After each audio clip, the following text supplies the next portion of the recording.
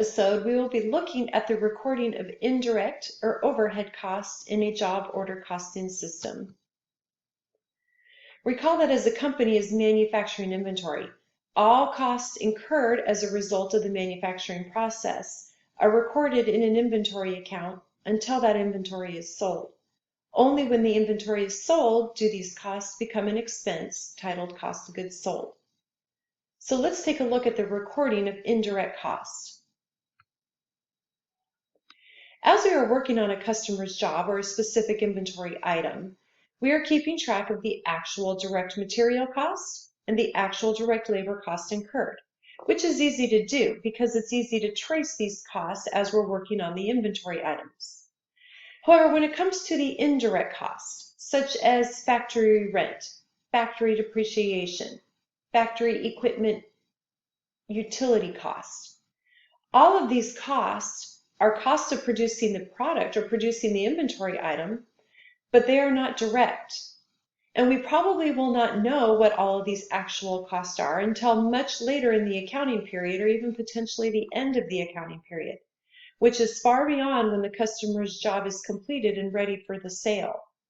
We do not want to wait until we have an actual indirect cost tally to record the full cost of the inventory item into the general ledger, because we do not want to wait to complete the sale.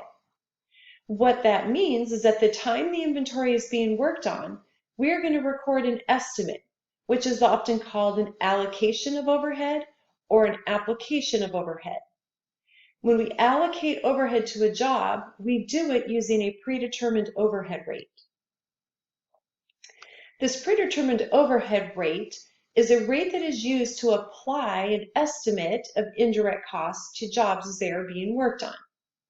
The predetermined overhead rate takes the total estimate of manufacturing overhead costs that are anticipated for the accounting period and dividing by an estimate of the cost driver. A cost driver is some type of activity that is a primary cause of the incurrence of indirect costs. In this example, the company identified direct labor costs as the primary driver of their overhead indirect costs.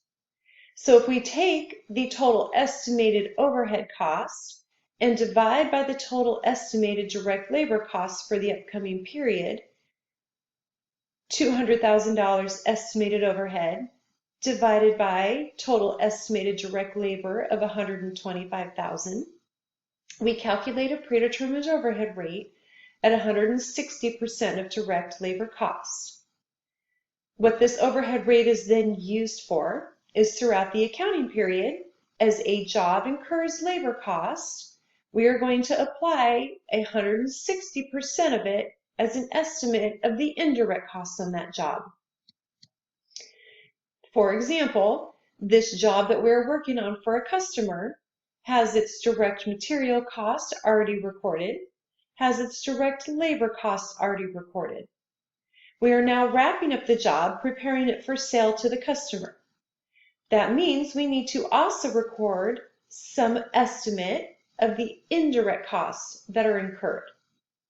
Our predetermined overhead rate to be used for the entire year was 160% of direct labor costs. So if this job's direct labor costs were $60, we multiply that by 160%, we are allocating an estimate of overhead of $96 to that job.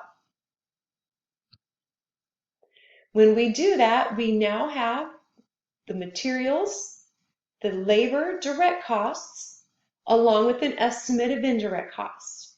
We now have a total cost of $381 for that job. Looking at the journal entry to record the estimate or the allocation of indirect costs, we would be debiting goods in process inventory for the amount of the estimate, and then we would credit that estimate to the factory overhead clearing account. As actual indirect costs are incurred, we would debit those into the factory overhead account, and we would credit the appropriate account for whatever the indirect cost happens to be. Seeing this in T account form, As actual indirect costs are incurred, they are debited into factory overhead.